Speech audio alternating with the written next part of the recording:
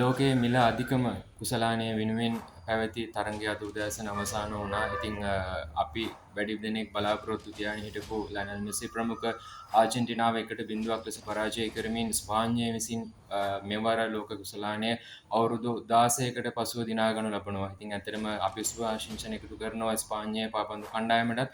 ඒ වගේම මෙතනදී මතක් කළ යුතු දෙයම තමා පාපන්දු ලෝක කුසලානය අවසාන මහා තරගයේදී ටිකට්පත් ලක්ෂ 25 ඉඳලා ලක්ෂ 98 කෝටියට ආසන්න ප්‍රමාණයක් වෙනකන් විකුණුණා. ඉතින් ඇත්තටම විශාල මුදලක් මේ ලෝකයේ පවත්වන පාපන්දු ක්‍රීඩා තරඟ වලින් පාපන්දු සම්මේලනයට එනවා. ඉතින් ඒ වගේම තමයි ඒ හරහා ආසියානු පාපන්දු සම්මේලනයටත් ඒ වගේම රට රටවල් වල පවතින පාපන්දු සම්මේලන වලටත් මේ හරහා මුදල් එනවා. මොකද ඔවුන් එම මුදල් ආයෝජනය කරනවා. ඉතින් අනාගත ක්‍රීඩකයන් නිර්මාණය කරන්න, අනාගත නිලධාරීන් නිර්මාණය කරන්න, අනාගත විනිසුරුවන් පුහුණුකරුවන් නිර්මාණය කරන්න. ඉතින් ඇත්තෙන්ම පාසල් අධ්‍යාපනය තුළින් ක්‍රීඩාවට යොමු වෙච්චි දුවා දරුවන් ඒ වගේම අවුරුදු 19න් පස්සේ ඔවුන් ක්‍රීඩා සමාජ මට්ටමට යොමු වෙලා තියෙනවා නම් ඉතින් ඇත්තටම Tamanගේ දිව්‍ය පාපන්දු ක්‍රීඩාව කරගෙන ජීවත් වෙන ක්‍රීඩක ක්‍රීඩිකාවන්ටයි මේ විශේෂ පණිවිඩය. ඉතින් ඇත්තටම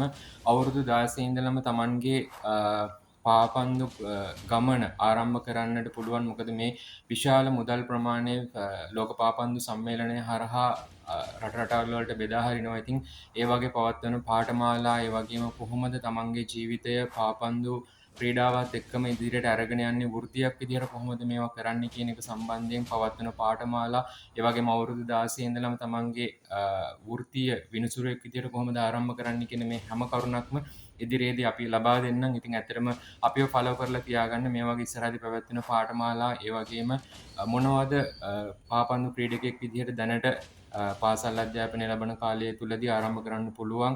තමන්ගේ දිවි ගමන ඉස්සරහට අරගෙන යන්න පාපන්දු ක්‍රීඩාව කොහොමද පාවිච්චි කරන්න පුළුවන් කියන එක පිළිබඳව අපි ඔයාලව දැනුවත් කරන්න. ඉතින් අපි ෆලෝ කරලා තියාගන්න. බොහොමත් ස්තුතියි.